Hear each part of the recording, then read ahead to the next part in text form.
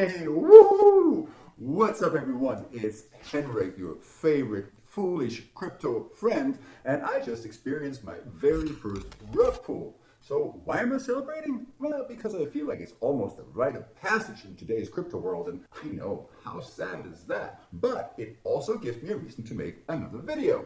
Not even 24 hours ago, I invested in XODUS Finance with the hopes that this one would be a good one. But clearly that isn't going to be the case. So what is, or at this point I guess we should say what was, XODUS Finance? Well, they were yet another one of the many crypto projects that are going live pretty much every day right now. They all promise to make huge returns for their investors, and most of them are based on pie-in-the-sky ideas. But one thing you can count on is the documentation from all of these projects mentioning words like decentralized, DeFi, DAO, passive income, sustainable APY, and treasury. You could pretty much make up a drinking game with these words when you look at their websites, but you would get inebriated pretty quickly. Let's take a look at the XODUS website. We have the words sustainable APY and passive income right here at the beginning of the page. So we're off to a good start.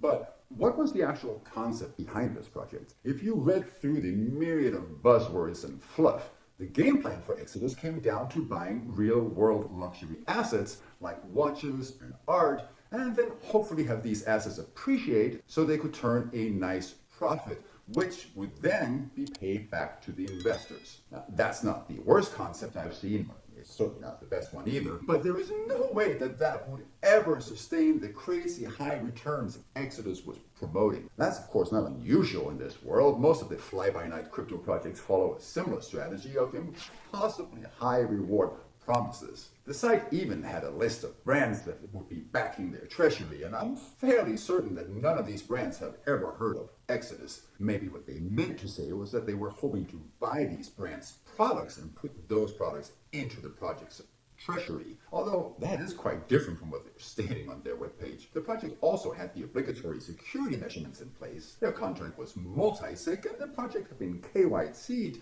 by Assure DeFi. Of course, it turns out that these measurements really are more for show and don't actually guarantee anything, but that's a completely different topic. All of this was good enough for me. Not good enough to place a serious investment in XODUS, but good enough to put a little bit of gambling money into the project, because you never know which projects are going to get hot and which ones end up with huge short-term returns. It apparently was also good enough for a lot of other people because their first pre-sale round sold out fairly quickly, and they were in the middle of round 2 when I decided to join. I bought myself some DAI tokens, and I headed over to Spirit Swap, where I swapped my DAIs for some XOD tokens and kicked back and enjoyed my Friday evening with the company of some of my best friends, which is crypto speak for that I hung out on Discord all night long. The day after, I was hanging out on Discord again, because that's pretty much my life these days, and I noticed some mentions about problems with the XODUS project. Next, of course, I headed over to the Discord for XODUS, where a message had been posted about a developer going rogue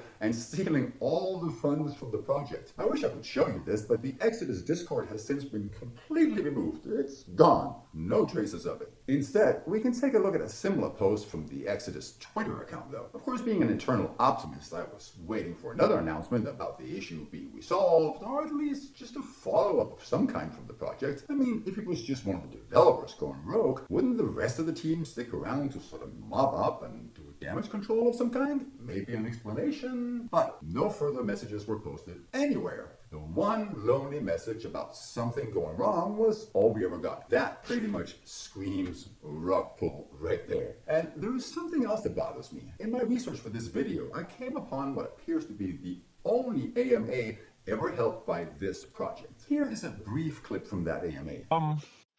As you know, we are called XODUS Finance. We're looking to do something a bit differently here in the decentralized autonomous organization space. We like to brand it DAO 2.0. And while I never like it when people don't show their faces on AMAs, I'm also aware that this is sort of a standard practice in the more scummy kind of crypto projects. Going forward, I don't think I'll be putting money into projects like that where people don't actually want to reveal themselves. I mean, if you want my money, the least you can do is introduce yourself. But that's not the main issue with this lonely AMA from XODUS. The guy behind the project in this AMA introduces himself as Landon. Well, my name is Landon. I'm the Senior Marketing Director here at Exodus. And you might notice that he has a very distinct voice. I'm 100% certain that I've heard his voice on a video for another crypto project. I just can't put my finger on which one. Listen to him here again and notice the voice. Like, how can you introduce a bit the team that is working behind the project? Oh yeah, Any absolutely. other projects they were involved as a Yeah, reference? absolutely. Yeah, no, it's definitely not a one-man operation, that's for sure. And did you also notice how he answered the question about the team?